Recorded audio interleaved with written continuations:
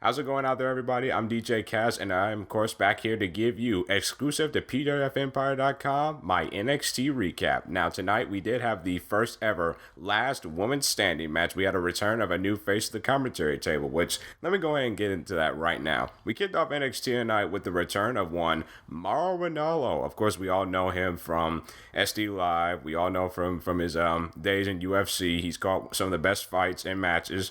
Now, we all know his situation with JBL, so I'm not going to go into it there. I don't need to. But just off the bat, I'm so happy to have him back in the WWE period. But with now that he's in NXT, it just gives it more of a sports-like feel because he knows how to call every single move down to the bone. So I really am glad to see him back. I'm glad that he's going to be working with Percy Watson and Nigel McGuinness. While Percy Watson, I don't really know what he brings to the commentary table. It's just really good to know that once he gets into his groove with Nigel McGuinness, because Nigel McGuinness has gotten very good on commentary too, but it's just glad to have them back. And we kick off NXT tonight with the Velveteen Dream taking on Ho Ho Lun, which Ho Ho Lun, of course, was part of the Cruiserweight Classic last year. Again, this was just brilliant NXT enhancement match for a Velveteen Dream to really just for him to get the win over Ho Ho Lun, which is fine because while I don't see Velveteen Dream really being like that top heel in NXT to where he could challenge for the title, I do see him like that guy where if they wanted to put him in a secondary feud with a babyface, they could do that because I really do think he's good enough in the ring. And I will say this though, he does one hell of an elbow drop from the top rope. That's a elbow drop Randy Savage would be proud of. But yeah, Velveteen Dream gets the win. I can't wait to see what he does moving forward. We then next get a little bit of an interview from Auska getting her thoughts on the last woman standing match, which I'm going to get into later. And she gets interviewed, and I kind of found it funny where she was just looking at her phone, and it was just like, okay, can we get on with something else? And then literally there was a big old immediate stop in the car, and lo and behold, it is one Nikki Cross who just out of nowhere just couldn't contain herself where she wanted Auska immediately. I like that little aspect that NXT can do so well. It's we know they're gonna meet in the ring, but I like the fact that these two just can't stand each other to the point to where I'm willing to fight you outside the arena right now. I don't care. And Nikki Cross, I gotta be honest, has played this character very well. I did hear some rumors the fact that they weren't really sure if she was gonna play to her strengths in this, but yeah, I think she's done a tremendous job. She's actually one of my only favorite members of Sanity. But anyway, moving on, we then get a little bit of a recap from the Hideo Itami versus Oni Lorcan match, which will lead to what I'm going to talk about in a second. But after that, we then go to William Regal's office. Again, I think William Regal is one of the best general managers in wrestling right now. And the team of Tucker Knight and Osik Dozovich, we all know in Heavy Machinery. And then we had AOP, the Authors of Pain, with Paul Ellering, the NXT Tag Team Champions. And then William Regal made an announcement where in 2 weeks on NXT television, it will be Heavy Machinery taking on AOP for the NXT Tag Team titles. Now, this is where I'm a little scared because I feel and this is pretty much what I thought of NXT as of late, it's I feel like they're burning their bridges way too soon with a lot of the feuds that they've been doing. I'm excited for Bobby Roode versus Roger Strong for the NXT title next week, but it's I really do feel as if they can build that feud, much like with this. They've these two teams literally only had one face-off, and then automatically they get a title match. And here's the thing, I know we're still a good long ways away from building to take over Brooklyn, but it's don't burn your bridges on the NXT Tag Team division too soon, because it's again, this is the one division that is suffering the most. So I can't wait for the match, but I just wish that they would just hold off on stuff like this. Up next on NXT, we then get Hideo Itami one-on-one with Oni Lorcan, which a match where we thought that the match really wasn't supposed to start, because when the match originally was scheduled, Oni Lorcan automatically, once that bell rung, he just delivered an uppercut that Cesaro would be proud of, and Hideo Itami got launched so hard to the corner where he got busted open, and we thought we weren't going to get a match. But now, when Hideo Itami went back to the ring, had both his nose clawed at they just to have the blood stop, which makes Hideo Itami an immediate badass. That's good for his character.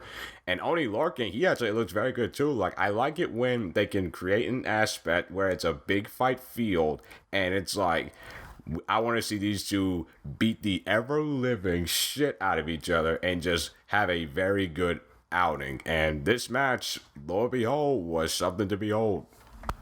This match really did have me give more respect to both Hideo Itami and Oni Lorcan as performers, because these two literally, Hideo Itami was legitimately earned, Oni Lorcan was legitimately earned, and they still wanted to continue to fight because of the pride that they have for being in a wrestling ring. I appreciate that as a wrestling fan, so that was some really good stuff for a short amount of time it got. And then, of course, Hideo Itami, he got the win. And, of course, after the match, Hideo Itami gets the microphone and he's asking for Cassius Ohno to come on out to the ring. And what's interesting about this was, I thought NXT did a phenomenal job of transitioning from, like, what's going to happen next between Cassius Ohno and Hideo Itami, because they didn't really necessarily, like, have that non-mic mic work. Like, we didn't really get a chance to, like, really hear what they were trying to say. But they did enough to where once Sanity came down to attack him, which they did, and then Nikki Cross was on the apron, and then Alexander Wolf and Killian Dane attacked KO and Hideo Itami, which I'm hoping leads to, like, those two in a tag team match, those two teams, and then it adds more of the story with Hideo Itami and Cassius Ohno, with one maybe turning on the other. And it also did a good job of transitioning, of getting Nikki Cross's character over, which she got so crazy, she was able to interrupt something in the middle of the ring to where she wanted her match immediately. Nikki Cross plays her character well in Sanity to a complete T. In fact, she is actually my only favorite out of the members of Sanity. And the thing about this is, again, it transitioned into the last woman standing match, which we are about to get to talking about next. It is main event time here on NXT when we have the NXT Women's Championship match, Auska defending against Sanity's Nikki Cross in the first ever in NXT history last woman standing match. And this match, holy shit, did not disappoint. I was entertained throughout all of the action. I really liked the spot where we had a trash can. As soon as they saw a trash can, we were like, ECW chance, and I'm like, stop it, we don't need to go there. It's NXT, live with it. And like, Auska put the trash can on Nikki Cross's face and just started kicking her. I like the outside of the ring stuff was very good. That was definitely good stuff. The suplex from the top rope from Auska to Nikki Cross onto the chairs, that was good stuff right there. Oh, the moment where Nikki Cross just kept doing the spinning net breakers 4 times. And let me tell you something, people. If you don't do those moves right in succession, there's a lot that could go wrong. And also, another thing that I liked about this match was the psychology was very good, because Nikki Cross is so crazy. She wants Auska to get up, because I know you're gonna get up, and I want to keep fighting you. And they just kept doing that, and Auska did the same thing as well. Nikki Cross, I know you're gonna get up, but I want to keep fighting you because I want to put you down and retain my title. And the point where Nikki Cross got to where she thought she was gonna win, and she already grabbed the title, I thought that was good.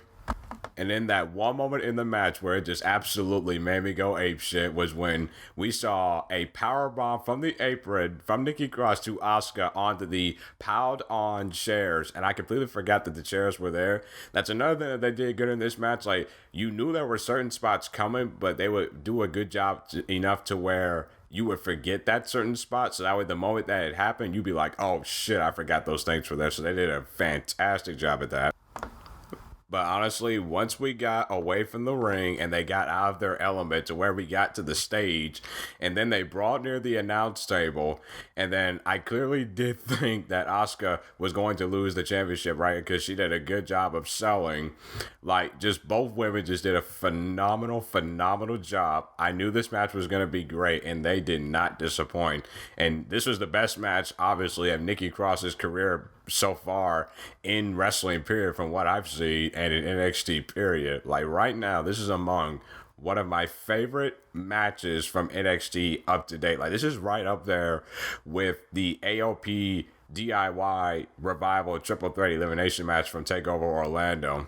And then Nikki Cross just still smiling after she had lost, because she knew she had put up a good fight, but she's like, At least I went the distance. So yeah, they did a phenomenal job there. But that table spot where they were both on the ladder and Auska delivers the suplex on top of it.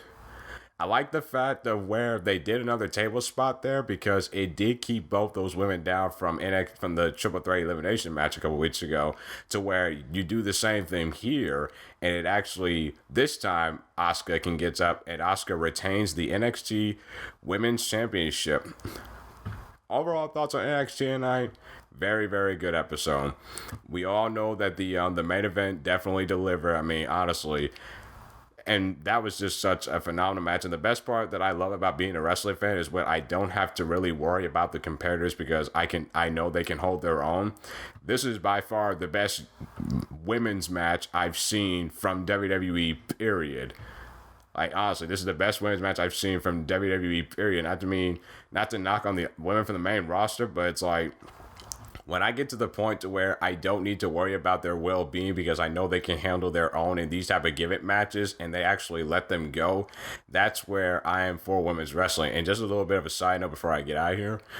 This week marks the first time that all three shows from WWE, Raw, SmackDown, and NXT, all women from their respective shows main evented Monday Night Raw with the women's gauntlet match, main evented SmackDown with the SmackDown Money in the Bank match, and then tonight on NXT with the last woman standing match. So, history in the making for the women this week, and congratulations to them.